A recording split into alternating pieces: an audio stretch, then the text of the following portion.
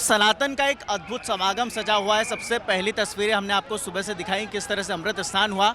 अब बातचीत करते हैं। धर्म, अध्यात्म और सनातन का इतना अद्भुत समागम लगा हुआ है। 144 सालों के बाद ऐसा अद्भुत संयोग बना है ग्रहों नक्षत्रों का, क्या कहेंगे आप?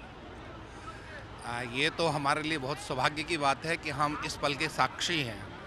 हमारे इस जीवन काल में 144 साल के बाद ये योग आया है और अद्भुत योग है ये। और केवल यही योग नहीं, कई योग आए हैं। एक सनातनी विचारधारा की सरकार आई है जिसने इस कुंभ को एक सनातन के अनुरूप उन्होंने उसको आकार दिया है। तो बहुत चीज़ें इसमें अद्भुत हुई हैं और ये महादेव की कृपा है। कुंभ आपने कई देखे होंगे, इतना दिव्य आयोजन कुंभ का इससे पहले कभी देखा आपने? कभी नहीं देखा। 19 में देखा था जब योगी सरकार आई, उसके बाद ये दूसरा है। मैं लगभग 5-6 कुंभ देख चुका हूँ यहाँ के। प्रयागराज के लगभग 5वां मेरा ये कुंभ है।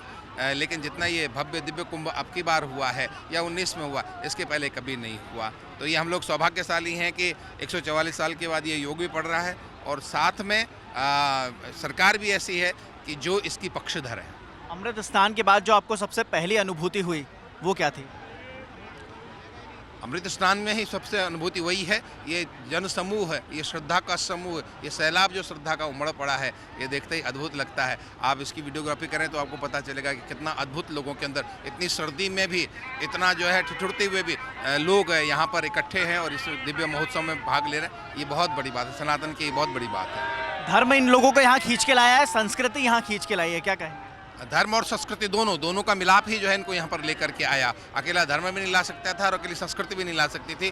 दोनों के संयोग से, जैसे हम 2 पाँव से चल के आते हैं ना, 1 पाँव से चलना मुश्किल होता है, उसी तरह से धर्म और संस्कृति दोनों इनको यहाँ पर खींच के लाई है। एक देश दुनिया में बैठे उन हजारों करोड़ों श्रद्धालुओं के लिए महाकुंभ का मतलब आप कैसे समझाएंगे?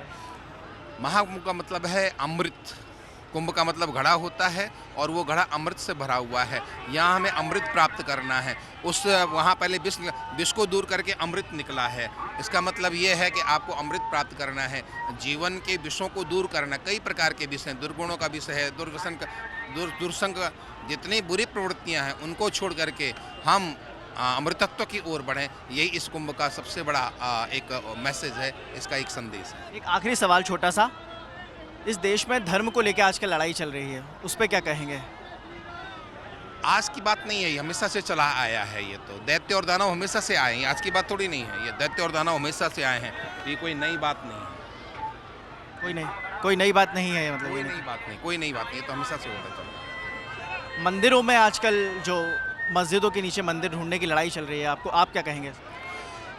हम अपनी धरोहर को वापस ला रहे हैं, इसमें दिक्कत क्या है? ये हमारी धरोहरें थी, किसी आक्रांताओं ने मंदिर के ऊपर मस्जिद बना दी है तो हम वापस ले रहे हैं, तो उसमें किसी को आपत्ति होनी नहीं चाहिए है। हमसे जो भूल हुई है कि मुझसे हम उनकी रक्षा नहीं कर पाए हैं, हम उस भूल को सुधार रहे हैं। बहुत बहुत धन्यवाद आपका।